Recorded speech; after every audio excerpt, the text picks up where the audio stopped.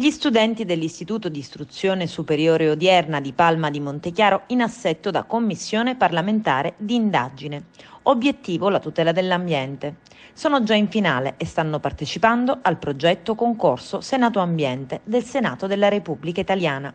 L'iniziativa si propone di promuovere tra i giovani i valori della tutela e della sostenibilità ambientale, di incoraggiarli a verificarne l'attuazione nel proprio territorio e di stimolarli a formulare proposte volte ad assicurarne il rispetto.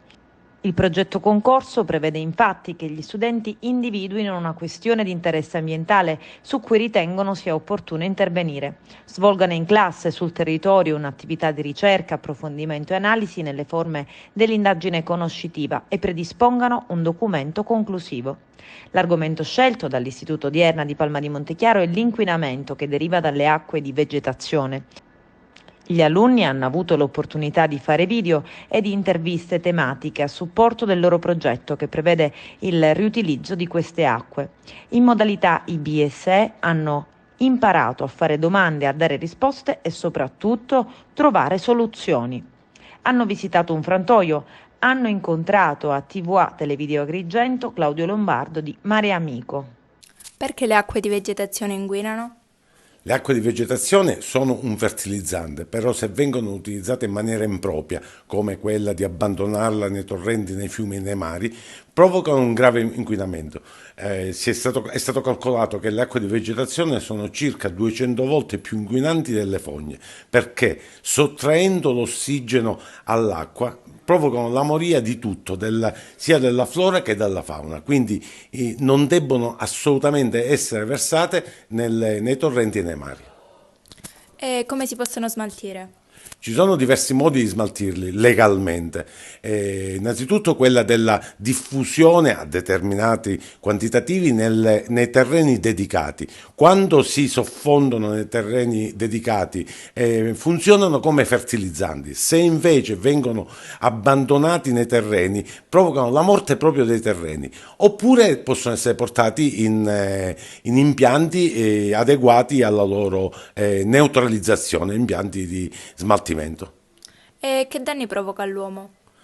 All'uomo provoca danni diretti e indiretti, perché innanzitutto dove si diffondono nei mari e nei fiumi provocano la morte dei pesci e all'uomo provoca anche irritazioni. In ogni caso non possono essere, è vietato abbandonarli in natura e non è giusto abbandonarli in natura. E considerando che una sigaretta si consuma dai 5 ai 12 anni, l'acqua di vegetazione in quanto tempo si consuma? Lì è una storia un po' diversa, perché le acque di vegetazione quando arrivano nei fiumi fanno quei danni che ho appena detto, ma per fortuna si diluiscono e quindi gli effetti nefasti e deleteri di queste acque vengono diluiti, però per almeno un mese, quando vengono rilasciate in acqua e nel mare provocano danni. E la diluizione è il loro metodo migliore che la natura applica per cercare di smaltirli.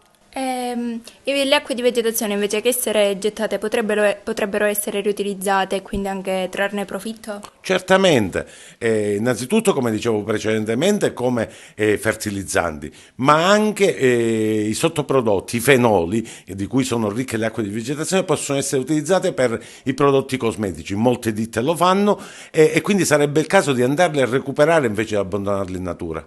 Gli alunni sono stati poi al comando dei carabinieri, ad accoglierli il comandante provinciale, il colonnello Vittorio Stingo, il tenente colonnello Vincenzo Castronovo, comandante del centro anticrimine natura, e il capitano Marco Larovere, comandante della compagnia di Agrigento. Hanno visionato dati, video e documenti che raccontano le caratteristiche di questo reato ambientale. Cosa ne pensano i cittadini dei reati ambientali? C'è una sensibilità sempre maggiore, soprattutto da parte dei più giovani, verso i reati ambientali. I reati ambientali sono tutti quei reati che impattano direttamente sulla natura e quindi che hanno dei riflessi sulla vita dell'uomo, sull'individuo. sono tutti quei reati che danneggiano la nostra salute. Lo possono fare direttamente o indirettamente, si può avere una percezione maggiore o minore. C'è una percezione maggiore quando vediamo le nostre strade sporchissime, piene di sacchetti di rifiuti abbandonati, quando vediamo le acque del mare o dei fiumi che cambiano colore. C'è una percezione minore quando ingeriamo i pesci che vivono in quelle acque, che magari hanno loro stessi ingerito delle microplastiche, quando gli animali di cui talvolta ci nutriamo, così come i vegetali, sono pieni di sostanze nocive. Questo è il vero danno all'ambiente ed è un danno che finalmente è stato inserito nella Carta Costituzionale, quindi tra i beni supremi da tutelare. E che pena è prevista? Sono previste delle pene molto severe. Le più severe sono quelle per distruzioni ambientali, quindi quelle che vanno a colpire in maniera irreparabile il nostro pianeta. Poi ci sono anche delle pene un po' più lievi che sono delle semplici contravvenzioni per chi lascia abbandonati dei rifiuti. Sono comunque delle pene importanti perché sono delle pene che vanno a influire sulla nostra sensibilità, cioè sul fatto che chi commette un reato, a differenza di quelli che sono i crimini predatori, quindi di chi ruba, di chi fa rapine, commette un reato ai danni di tutti. Ciò che lui crea, il danno che lui crea, non lo crea soltanto per una persona, lo crea per tutta l'umanità. Quanti frantoi ci sono in provincia? Frantoi non abbiamo un numero ben definito perché variano da zona a zona, ci sono zone che hanno una vocazione maggiore dal punto di vista olivicolo e zone che hanno una minore vocazione. Abbiamo una forte concentrazione nel territorio della competenza di Sciacca e Ribera, una buona presenza anche nel territorio montano. Quanti di questi sono stati denunciati perché hanno inquinato? Negli anni abbiamo denunciato 8 imprenditori, chiuso 4 attività ed elevato sanzioni amministrative per oltre 50.000 euro. Che pena è prevista per chi inquina? A secondo del grado di inquinamento, la violazione è quella del 152, quindi si va dallo smaltimento illecito di rifiuti, ma in taluni casi si può rubricare anche la distruzione di bellezze naturali o comunque degli alvei che sono protette ope legis. Secondo lei sono consapevoli del danno ambientale che fanno? A volte sono consapevoli, a volte l'ignoranza gioca dei brutti scherzi, nel senso che si ha la errata convinzione che trattandosi di un prodotto che deriva appunto dalla molitura delle olive possa non essere così gravemente inquinante come invece i dati scientifici ci dimostrano essere appunto l'acqua di vegetazione. Altro appuntamento alla SEAP, azienda nata oltre 30 anni fa e cresciuta diventando una delle maggiori realtà imprenditoriali siciliane nel settore ambientale, operante nel campo della gestione dei rifiuti anche liquidi. Ad accoglierli Nicola Svella, amministratore unico della SEAP Depurazione Acque SRL. Avete detto che di solito le acque di vegetazione non arrivano in questa azienda, però in caso dovessero arrivare, qual è il processo che viene svolto? E allora, come vi raccontavo, noi abbiamo un impianto, quello della SEAP Depurazione Acque, che riceve rifiuti liquidi e fangosi, pericolosi e non pericolosi. Tra le matrici in ingresso all'interno dell'impianto possiamo assolutamente ricevere anche le acque di vegetazione, eppure ne riceviamo una quantità davvero modesta. Adesso non so dove vada tutta l'altra acqua di vegetazione che non arriva qua in impianto, però posso portare l'esperienza della SEAP Depurazione Acque e vi posso dire che noi riceviamo tantissimo percolato dalle discariche, colaticcio dagli impianti di compostaggio e rifiuti provenienti dalle aziende petrolchimiche che nell'estrazione del petrolio hanno un liquido di risulta che viene per l'appunto portato in impianti come quello della SEAP Depurazione Acque al fine di essere trattato e infine ottenere un'acqua osmotizzata da gettare in fognatura. Le acque di vegetazione, se arrivassero, sarebbero trattate come un rifiuto urbano e ovviamente seguirebbe, come dire, il processo necessario al fine del trattamento. Però insomma la nostra esperienza è molto limitata, se non quasi zero, rispetto a questa tipologia di rifiuto.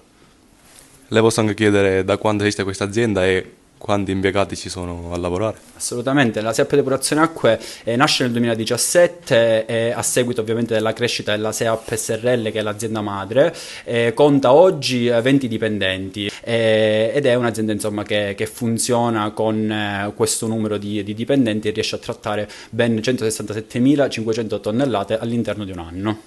E da quando vi occupate di ambiente? Dal 1989. Infine il confronto con un chimico per vedere concretamente come un rifiuto può essere parzialmente smaltito ma anche riutilizzato. Come potrebbero essere gestite le acque di vegetazione all'interno di questa piattaforma? Allora, le acque di vegetazione possono essere gestite all'interno della nostra piattaforma come tutti i rifiuti liquidi che vengono inseriti nella programmazione settimanale. Tutti i rifiuti all'interno della nostra piattaforma vengono prima studiati tramite il loro rapporto di prova. Il rapporto di prova appunto ci dà un'idea di quello che è il rifiuto dalle analisi che vengono appunto correlate da questo documento. Quindi già un primo studio su carta di questi rifiuti viene fatto a monte. Una volta omologato il rifiuto, questo solo quando arriverà in impianto, quindi una volta arrivato in impianto, viene trattato e vengono fatti i cosiddetti jar test, quindi le prove di trattamento per capire qual è il giusto trattamento e quindi gli ingredienti e i reagenti che devono essere impiegati per trattare questo rifiuto nel miglior modo possibile. Obiettivamente dobbiamo anche stare attenti all'impatto ambientale e quindi dobbiamo cercare di utilizzare il minor numero di reagenti in modo da abbattere gli inquinanti che noi vogliamo eliminare e quindi non eccedere nel quantitativo di reagenti che vogliamo utilizzare per ottenere il prodotto finito che a noi interessa. E il prodotto finito in tutta la filiera, quindi dall'ingresso del rifiuto fino all'uscita dall'impianto, fondamentalmente è un'acqua che voi avete ben notato, un'acqua che può essere riutilizzata. Le acque di vegetazione possono essere trattate, ovviamente vanno studiate sia dal rapporto di prova sia poi sul rifiuto in sé. Perché ogni rifiuto va trattato in maniera diversa per poi ottenere alla fine del nostro impianto un'acqua riutilizzabile.